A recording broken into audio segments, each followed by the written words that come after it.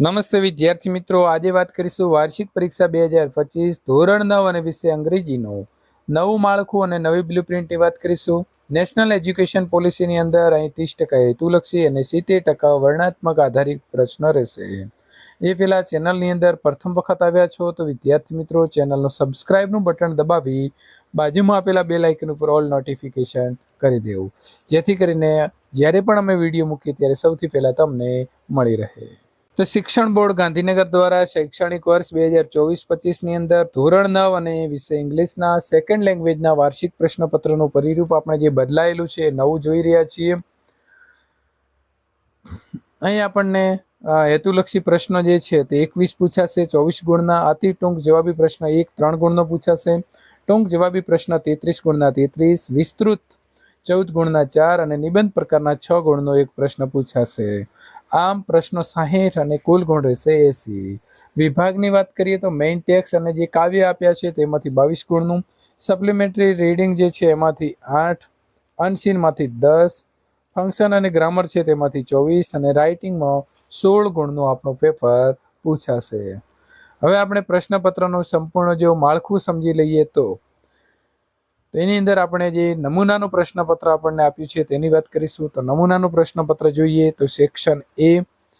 વિદ્યાર્થી મિત્રો અહીં ફકરો આપ્યો છે, તો આપણે શું કરીશું, આ જે ફકરો આપ્યો છે એ ફકરાને વાંચી લેવાનો છે અને તેના આધારે અહીં આપેલા જે પ્રશ્નો છે એ પ્રશ્નોને તમારે જવાબ એમાંથી લખવાનો રહેશે.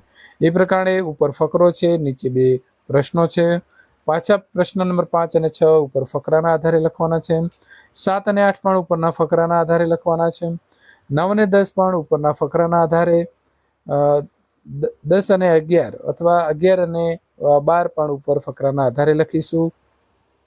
ત્યાર પછી 13, 14, 15 અને 16 વિધાન સાચું છે કે ખોટું એ તમારે લખવાનું રહેશે. સેક્શન બી ની વાત કરીશું તો વિભાગ બી જે છે કાવ્યને વાંચવાનું છે અને તેના આધારે 3 પ્રશ્નોના જવાબ આપણે અહીં લખવાના છીએ. તો મિત્રો એકદમ સહેલું જ હોય છે, કંઈ ખાસ અઘરું હોતું નથી. તમે એનો અભ્યાસ કરશો એટલે તમને મળી જશે. અને સોલ્યુશન સાથે પેપર મેળવવા માંગો છો તો નીચે ડિસ્ક્રિપ્શનની અંદર લિંક આપી દીધી છે. પેરેગ્રાફ છે તેને વાંચી અને તેના પ્રશ્નો જે અહીં આપણને 5 આપ્યા છે તેના જવાબ આપણે લખીશું. ત્યાર પછી અહીં આપણને રેસ્ટોરન્ટનું મેનુ આપેલું છે અને મેનુના આધારે પણ આપણે જે પ્રશ્નો આપ્યા છે એ પ્રશ્નોના જવાબ ઉપરથી લખીશું.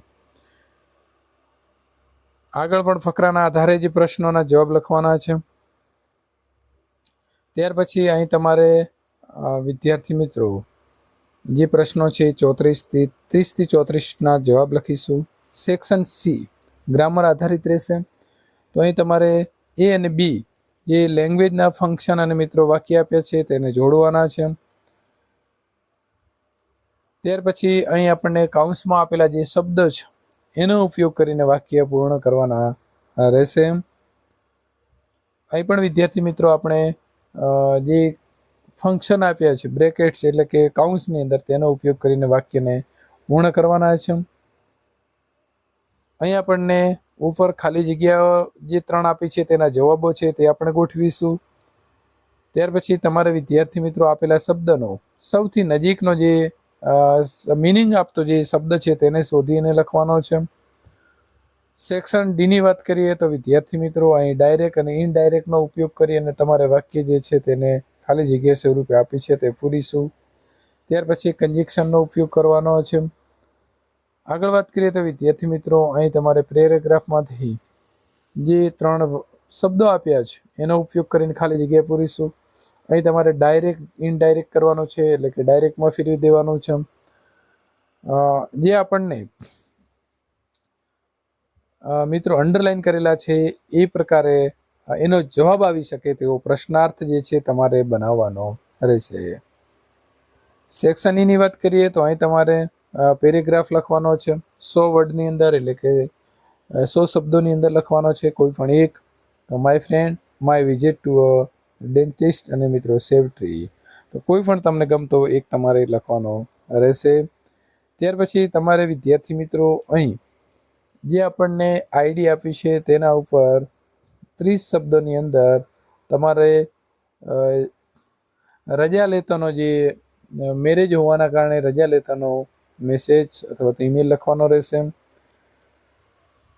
ત્યાર પછી વિદ્યાર્થી મિત્રો અહીં આપણને ચિત્ર આપ્યું છે. ચિત્રના આધારે અથવા તો અહીં આપેલા જે મુદ્દો છે તેના આધારે તમારે વાક્ય લખવાના રહેશે. જો તમને અમારું સોલ્યુશન ગમતું હોય તો લાઈક કરી તમારા મિત્રો સુધી શેર કરવાનું ભૂલશો નહીં.